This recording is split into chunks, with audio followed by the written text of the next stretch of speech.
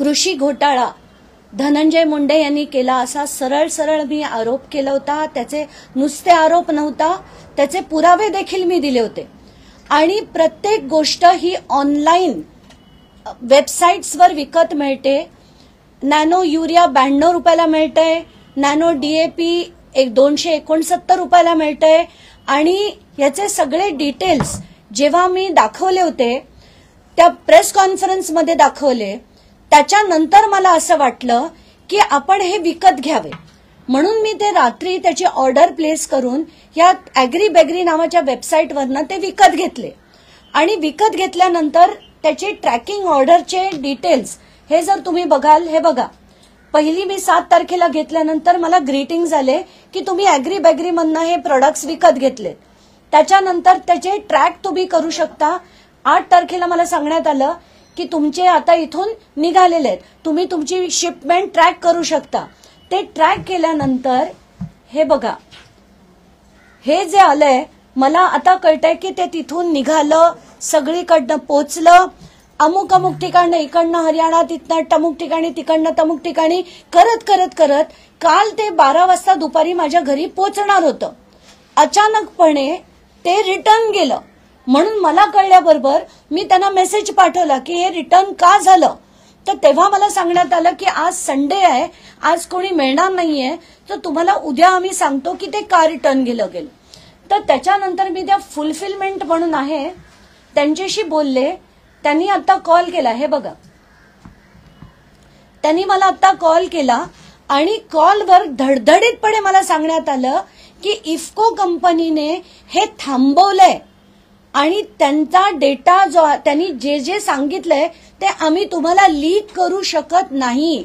म्हणजे आता हे खात्रीने मी सांगू शकते की हा धनंजय मुंडे यांचा स्कॅम आहे आणि मोठा स्कॅम आहे.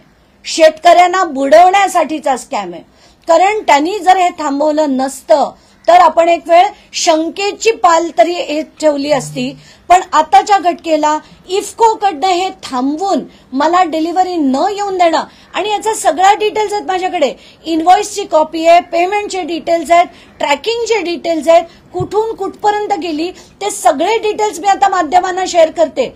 आणि आता अजित पवारांनी याची चौकशी करा. कारण कालच ते काही माध्यमांना म्हणालेत की त्यांची द्यायचा की नाही राजीनामा ते ठरवतील. सिंचनाच्या वेळेस मी माझा राजीनामा दिला होता, पण नैतिकता त्यांच्याकडे असेल तर ते ठरवतील. तर मला असं वाटतं अजित पवार हे आणि एक उदाहरण घ्या, तुम्ही ते पूर्ण स्कॅमचे डिटेल्स घ्या, चौकशी लावा. 2 दिवसात चौकशी पूर्ण होईल याची मी तुम्हाला खात्री देते. आणि यांचा राजीनामा तुम्ही कुठच्याही परिस्थितीत घ्या. आणि तुम्ही जर म्हणत असाल मंत्री ठरवेल तर हे ऍब्सल्यूट रबिश आहे. तुम्ही सगळ्या यंत्रणा बंद करा, तुम्ही पोलीस डिपार्टमेंट बंद करा, अँटी करप्शन ब्युरो बंद करा. कारण एक मंत्री ठरवेल की तो त्याच्या भागात किती दहशत करणार, किती पैसे खाणार, किती लोकांना त्रास देणार, कसा छळ करणार, हे सगळं मंत्री ठरवेल. आणि राजीनामा द्यायचा की नाही हे पण मंत्री ठरवेल. आता मुख्यमंत्री नाही ठरवणार, पक्ष नाही ठरवणार. आम्ही काही वेडी माणसं आहोत का पुरावे द्यायला. ऑफिस ऑफ प्रॉफिटमध्ये राख माफियाचा त्यांनी कसे कसे केलेत, आता तर पूर्ण डिटेल्स FIR सकट मी डाउनलोड केलेत. आता तरी तुम्ही त्यांचा राजीनामा घेणार की नाही, त्यांच्याकडनं तुम्ही ठरवायला त्यांना देणार का. जनताने तुम्हाला वोट दिले होते ना. आता यांचा राजीनामा घ्यायचा की नाही तातडीने ठरवा, नाहीतर हे खरंच फार मोठं होणार आहे. आणि हे जे सांगून त्या वेबसाईटला सांगून तुम्ही हे जे थांबवलेत, पण त्याच्या आधीचे इनफ डिटेल्स आहेत माझ्याकडे आणि हे सगळं आता बाहेर येणार आहे. तुम्ही कृषी घोटाळा जाहीर केल्याच्या नंतर हे ॲग्रीबेगरीवरून जी ऑर्डर्स येत होते ते नियमित दिसत होते. विशेषतः कृषी घोटाळा जाहीर होताच किंवा तुम्ही पत्रकार परिषद घेतल्याच्या नंतर ह्या हालचाली झाल्या किंवा तुम्ही ऑर्डर केला होता. त्यांनी सरळ सरळ मला ऑडिओमध्ये सांगितलं की 10 तारखेनंतर हे थांबवण्यात आलं. मी त्यांना असाही प्रश्न विचारला की तुम्ही आधी केलं होतात का, म्हणून आत्ताचा माझा जो कॉल होता तो दुसरा कॉल होता. पहिल्या कॉलचे सगळे जो व्हिडिओ आहे, माझं नशीब की तेव्हा तिथे एक मीडियावाला बसलेला आणि त्यांनी ते रेकॉर्ड केलं, म्हणून सगळं आलंय त्याच्यात की आम्ही हे देऊ शकत नाही, कंपनीने 10 तारखेपासून देण्यास बंदी घातली आहे, म्हणून आम्ही ती ऑर्डर परत घेतली आहे. हे सगळं आहे त्या व्हिडिओमध्ये.